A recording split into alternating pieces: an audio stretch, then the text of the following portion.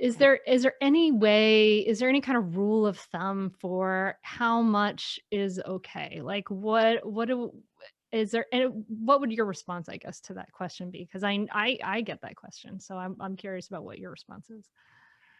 Um, I think that it's kind of like healthy eating. You want to think about the week more than the day. Okay. And the balance that comes across several meals and not just every single meal. So for me, guarding that sleep time is important. Having an hour of wind down time before bed, making sure they get outside every single day, and that you have at least one screen-free meal, hopefully with as many family members that can attend that meal.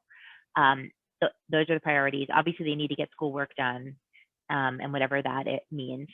And then, so does that mean that the other hours in the day are free for all? I mean, you can add on to that. And this is something that's been in a negotiation with my 9-year-old who's on remote school and finishes her work very quickly. I would say that there's, you can certainly try to say that you're going to ask them to add on another screen-free activity other than, that's in their free time, their ample free time, on top of that. So then once you do all those things, you've kind of chunked it down to, like, I don't know, 3 hours a day, 2 hours a day, but it can't be hard and fast, and it's going to change day by day because you can't control all of it.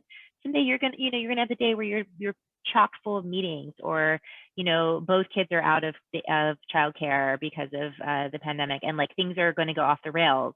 And then just like with eating, you say like, okay, we're going to take a few days to kind of bring it back into balance, and maybe we'll get a day off and we'll spend the day outside away from screens and kind of balance it out that way.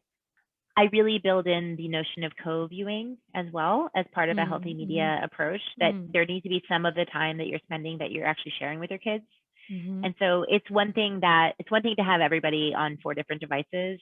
And it's a very different thing to be watching, let's say, Grease with your 9-year-old and like trying to explain what those outfits are about and like laughing and throwing popcorn. Like, it really is a different kind of experience. And so letting people take turns choosing what show to watch and actually picking a show to watch together once in a while, I think can be, it's not a break, but it's a change up.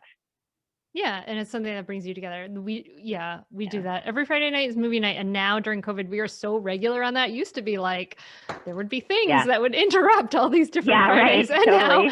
now we're like boom, boom, boom every Friday. Yeah. And kind of every Tuesday or Wednesday night we watch like a show together, and that's the hardest one, is to like pick a show to watch together. Catch new episodes of the Mindful Mama podcast and other free resources, including the Mindful Mom Guide at mindfulmamamentor.com.